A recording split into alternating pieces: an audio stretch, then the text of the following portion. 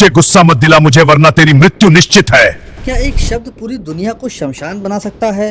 एक तरफ साक्षात मृत्यु खड़ी थी और दूसरी तरफ एक युवा राजकुमार जो मौत की आंखों में देखकर मुस्कुरा रहा है। यह कहानी उस भीषण टकराव की है जब मर्यादा और क्रोध का सामना हुआ। क्या यह लक्ष्मण का साहस था या सर्वनाश का निमंत्रण? मिथिला की धरती पर सन्नाटा पसरा हुआ था। राजा जनक की शर्त ने बड़े बड़े महारथियों का अहंकार चूर कर रखा था। भगवान शिव का वो विशाल पिनाक धनुष जिसे हिलाना भी मुश्किल था, श्री राम ने उस दिव्य धनुष को उठाया और प्रत्यंचा चढ़ाई। ब्रह्मांड को कपा देने वाली एक गूंज उठी और धनुष के दो टुकड़े हो गए।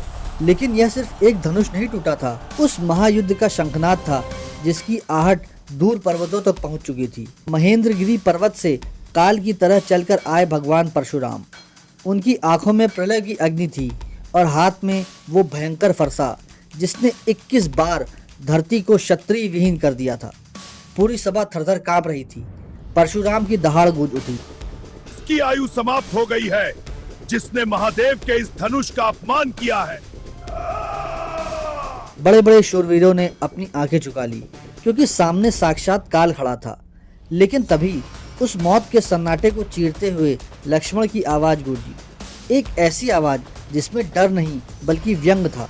हे मुनिवर, हमने बचपन में ऐसी कई धनुइयां तोड़ी हैं, तब तो आप इतने क्रोधित नहीं हुए। फिर इस पुराने और जर्जर धनुष के लिए इतना मोह क्यों? यह सुनते ही परशुराम का क्रोध 7वें आसमान पर पहुंच गया। उन्होंने अपना फरसा संभालते हुए कहा, बालक, तू काल के वश में होकर यह बोल रहा है। पर लक्ष्मण कहाँ रुकने वाले थे।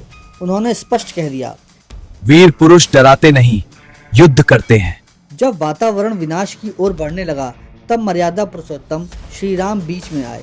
उनकी शांत आवाज ने परशुराम के क्रोध की अग्नि पर शीतल जल का काम किया।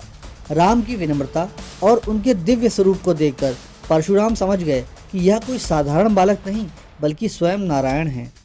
क्रोध शांत हुआ, शत्रु झुक गए और एक महाविनाश टल गया। परशुराम ने राम को पहचान लिया और उन्हें आशीर्वाद देकर विदा हो गए। अगर लक्ष्मण का यह निडर अंदाज और श्री राम की विनम्रता आपके दिल को छू गई हो तो कमेंट में जय श्री राम अवश्य लिखें और ऐसी अनकही कहानियों के लिए हमें फॉलो ज़रूर करें। राधे राधे।